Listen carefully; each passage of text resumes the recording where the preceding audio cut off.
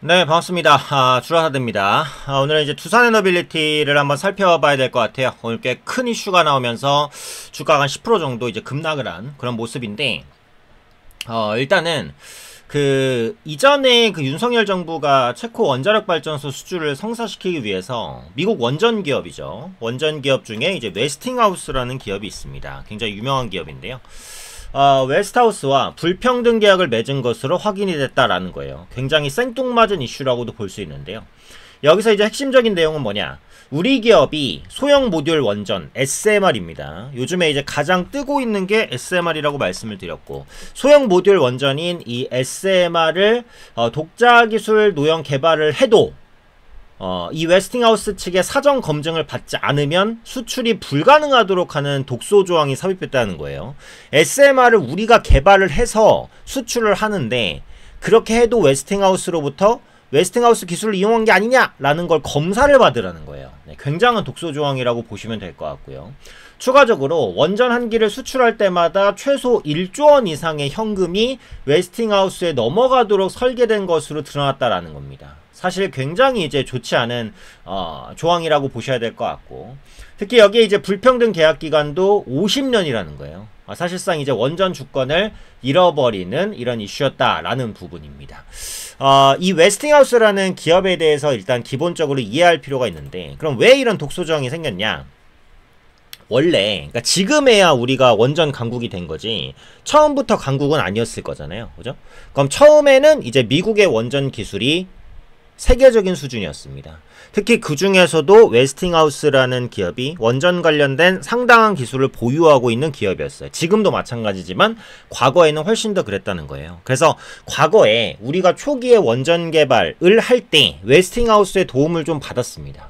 그리고 함께 이제 연구했던 부분들도 있고요. 그러다가 우리의 원전 기술이 올라서 지금처럼 자립을 하게 된 거예요.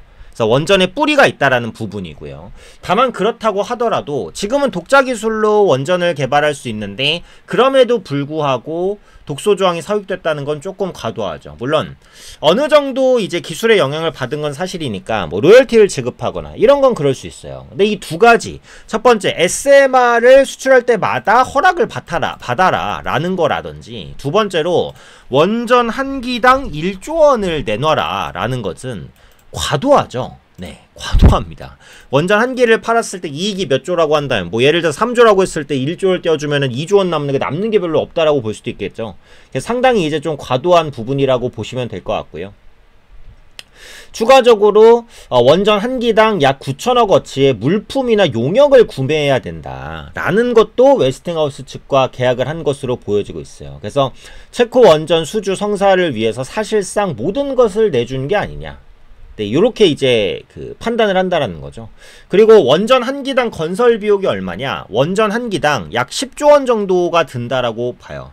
근데 10조 원이 드는데 그 중에 1조 원을 주기로 했다라고 한다면 이익을 굉장히 크게 깎아먹는 부분이다라고 보시면 될 것 같아요. 네, 그래서 실질적으로 아주 불공정한 계약이라고 보시면 될 것 같고, 요 계약이 만약에 이어진다라고 한다면 앞으로 원전 기업의 수익성을 굉장히 크게 침해할 가능성이 높다, 이렇게 해석할 수밖에 없는 겁니다. 그래서 요 이슈로 인해서 두산에너빌리티가 10% 정도 빠진 거는 과도한 반응은 사실 아니에요. 그 정도 빠질 수 있을 만큼의 큰 악재입니다. 그리고 일단은 기술적인 부분에서도 61일평 이탈이 나타났기 때문에 추가적으로 5만원 중반대라든지 초반대까지 조정이 나올 수 있어요. 그래서 지금 원전주 같은 경우에는 당분간은 투자 심리가 악화될 수밖에 없다라고 보시는 게 맞습니다. 한전기술 같은 경우에도 10%, 한전 뭐 KPS도 그렇고요. 한국전력 같은 경우에도 6% 정도 하락한 모습을 확인할 수가 있습니다. 그래서 당분간은 투자 심리가 악화가 되는 건데, 다만 그런 부분은 있어요. 제가 앞서 말씀드린 대로 국내 원전이 지금은 자립 기술을 갖췄지만 초기에는 웨스팅하우스의 기술을 어느 정도 인용해 왔던 것이 사실이기는 해요. 그래서 우리가 원전 관련된 뭐를 할 때마다 웨스팅하우스가 다 딴지를 겁니다. 이거 우리 기술 썼지? 쓴 거 아니야? 이런 식으로 계속해서 좀 딴지를 걸어요. 두 번째로 우리가 글로벌적으로 강세를 보인 건 대형 원전이지 SMR은 아닙니다. 지금 SMR 설계 부분에 있어서는 미국의 뉴스케일 파워라든지 미국 기업들이 상당 부분 앞서 있어서 어쨌든 우리가 설계 기술을 확보하는데 미국 기업들이 필요해요. 근데 그런 관점에서 본다면 웨스팅하우스의 이런 독소 조항이 들어간 계약은 분명히 부당하고 과도합니다. 다만 그동안 이제 웨스팅하우스가 계속해서 국내에 딴지를 걸었었던 부분을 이번 협약으로 무마시켰다라는 것을 볼 때 요건 이제 악재가 해소된 건 아니고요. 악재가 실현이 됐다. 이렇게 보시면 될 것 같아요. 그래서 원전에 나올 수 있는 어떻게 보면 최대 악재가 지금 나왔다. 이렇게 보시는 게 맞을 것 같습니다. 그럼 이 악재를 소화하고 난 다음의 흐름이 중요할 것 같은데, 제가 이제 전에 영상에서도 말씀을 드렸지만 원전은 뭐냐? 시대의 흐름이에요. 어찌되었던 간에 원전은 될 수밖에 없는 자원이다라는 말씀은 제가 누차 드렸어요. 그 이유는 정말 여러 가지가 있지만 대표적으로 이제 두 가지만 보면, 첫 번째는 데이터 센터입니다. 그래서 구글에서 나온 기사 중에 최근 기사 뭐죠? SMR 전력 계약을 체결했고요. 데이터 센터 확보에 총력을 기울이고 있다라는 부분입니다. 자, 일단은 그 데이터 센터와 관련된 말씀은 제가 많이 드렸어요. AI 데이터 센터. 이게 뭐죠? 빅테크 기업들이 자사의 AI 기술을 확보하기 위해서 GPU 그리고 HBM을 엄청나게 써서 훈련을 시킵니다. 그런 훈련소가 뭐예요? 데이터 센터예요. 이 데이터 센터가 전기를 어마어마하게 먹는데, 제가 전에도 한번 말씀드렸듯이 향후 10년 내로 글로벌 전기 전체 수요의 10%를 이 데이터 센터가 차지할 것으로 보여져요. 어마어마한 양의 전기를 쓴다라고 봅니다. 이 데이터 센터 하나가 글로벌 모든 전력 수요의 10%를 쓴다고요. 대단하죠. 그리고 예전에는 이제 데이터 센터의 그 투자가 과잉된 거 아니냐 이런 우려감이 있었지만, 실질적으로 최근까지 데이터 센터 투자를 줄이는 빅테크 기업은 없어요. 국내 기업을 포함해서 그렇습니다. 아마존, 구글, 메타, 테슬라 이런 기업들이 모두 다 AI 데이터 센터를 늘리면 늘렸지 줄이려는 시도는 하지 않고 있어요. 자, 그럼 이런 과잉 투자 리스크를 안고서도 줄이지 않는 건 뭐냐? 과소 투자보단 과잉 투자가 낫다라고 생각하기 때문이죠. 이 AI 경쟁은 속도와 시간이 중요합니다. 챗 GPT가 지금 생성형 AI의 선두주자를 달리고 있죠. 그럼 지금 챗 GPT 말고 AI가 없어요? 엄청 많죠. 국내에서 요즘에 G드래곤이 선전하는 리튼도 써보시면 괜찮습니다. 근데 사용률은 챗 GPT가 압도적으로 높아요. 왜? 시장을 선점했기 때문이죠.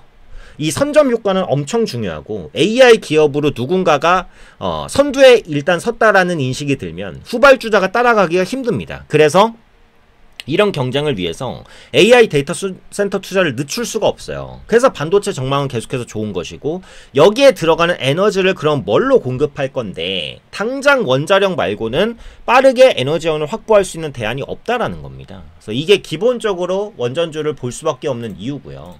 자, 두 번째는 이거죠. 원전 해체에 대해서도 많이 말씀을 드렸는데, 최대 500조 원 규모까지 간다라고 말씀을 드렸고, 고리 1호기 첫 원전 해체 앞두고 국내 전문가가 머리를 맞댄다. 산업부 2025 원전 해체 비즈니스 포럼을 개최했다라는 기사가 있었습니다. 자, 원전 해체는 이 웨스팅하우스랑 관련이 있나요? 웨스팅하우스랑 관련이 없죠. 그죠? 이번 나온 악재에서 자유롭다라는 겁니다.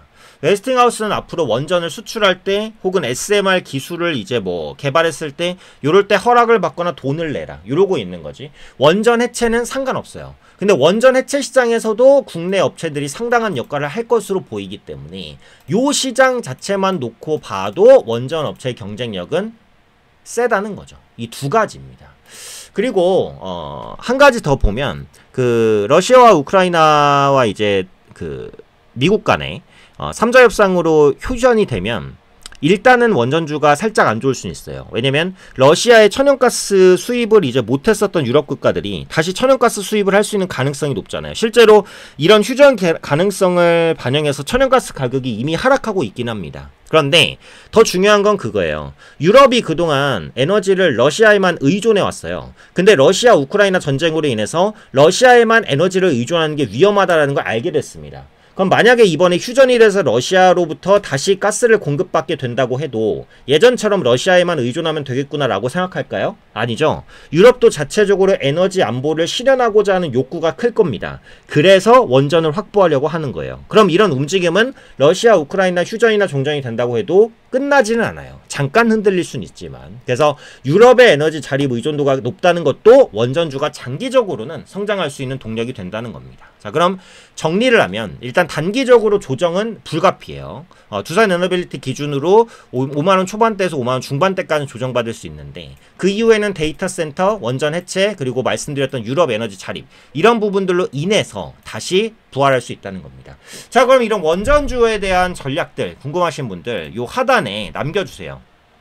자, 주라사대 구독자 혜택 신청입니다. 구독자분들께만 드리는 혜택이고요. 이용하실 혜택을 선택해 주시면 돼요. 만약에 원전주에 대한 전략 궁금하시면 분석 및 대응 전략에 이렇게 체크를 해주시면 되고, 단타 종목을 받고 싶어요. 단기로 이제 그 계좌를 회복하고 싶으신 분들은 요거 단가 종가 베팅 종목 이렇게 이제 체크를 해주시면 됩니다.